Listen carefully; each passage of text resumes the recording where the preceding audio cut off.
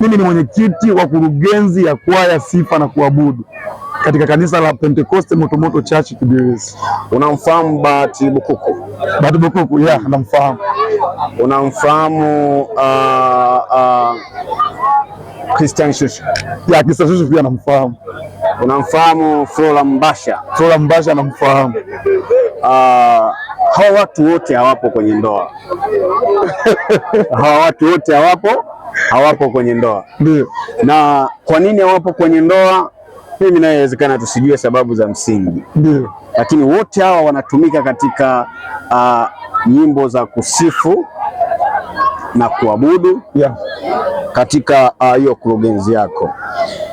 Unahisi ni kwa nini waimbaji wengi wanakuwa wanapata maanguko mengi sana?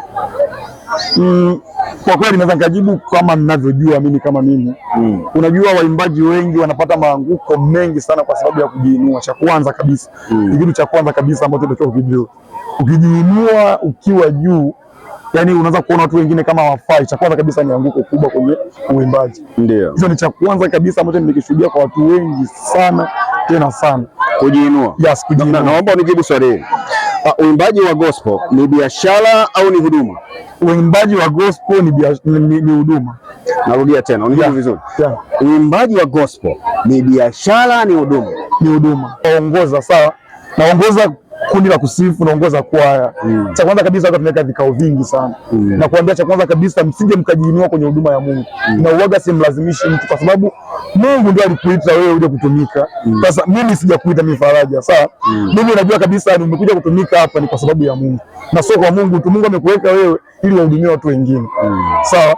Kwa hiyo sisi kufanya kazi ya Mungu ni kuhudumia watu wengine ili waweze kujua mambo makubwa ya Mungu, kwa sababu tukiwa tuna worship, unajua kuna vitu vinatokea, tukifanya maombi, tukifanya nini, kuna vitu vingi ambavyo tunavipata. Unaweza kushangaa mtu amekuja labda ana stress za mume wake, ana stress labda ya familia, akija kuabudu pale anaimba kwa moyo kweli.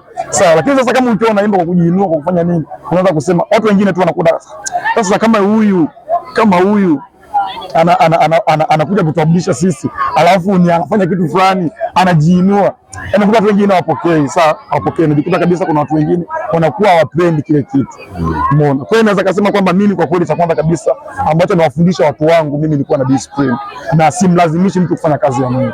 Yaani mtu akija kufanya kazi ya Mungu, na nafikiri kama ungekuwepo hata watu tunaoongoza, nilikuwa ninasema kitu kama hicho ambacho nakisema sasa hivi. Namwambiaga mtu sikulazimishi. Haufanyi, acha. Sijakuita mimi, ni Mungu. Kama unafanya kwa ajili ya Mungu, basi fanya kwa ajili ya Mungu. Ukisikia neno Gen Z, ukisikia neno Gen Z, nini kinakujia kichwani mwako?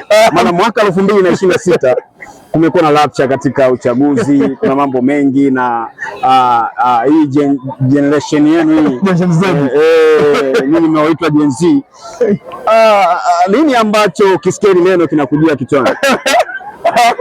No comment. Nitakujibu. Kwa nini? Ni sina.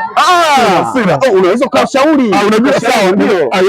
Ukashauri. Kama ni kwenye ushauri basi. Ndio. Kwenda mtoa ushauri. Unawashauri nini Gen Z? Unajua sisi kama sisi kizazi kinasemwa sana. Ndio. Unajua kuna vitu vingi sana tena sana. Kwa kwanza kabisa utandawazi ni kitu ambacho kipo yani nje. Sasa hivi kuna AI, kuna vitu vingi sana ambavyo vipo. Umeona? Ndio maana ni kitu ambacho kimefanya sisi tunakuwa tunachanganyikiwa sometimes, kuna wengine na ufuta rangi. Yaani imekuwa ni rahisi sana. Kwa mfano mimi ninapotokea Kibirizi, ni sehemu pekee naweza nikahisi kama kuna waumini wengi hivi. Sawa vizuri. Yaani ukiweza kukua ni kwenye misingi ya kidini, yaani ni kama vile neema tu yani. Ushauri wako sasa kwa wa Gen Z sasa? Nadhani kila kitu unakiona, mambo yanayotokea unayaona. Kama usiwe mwoga kwenye kushauri kwamba bwana, nyinyi kama vijana wenzangu Gen Z, mimi kama kijana mwenzenu na washauri 1, 2, 3 kuhusiana na taifa letu. Sawa. Cha kwanza kabisa napenda kuwashauri kwamba kwa sababu mimi mwenyewe ni Gen Z, nipo kwenye generation Z, ndio. Napenda kuwashauri kwamba tutulie, na njia rahisi ya kufanya kila kitu kiwe vizuri ni kumtumikia Mungu.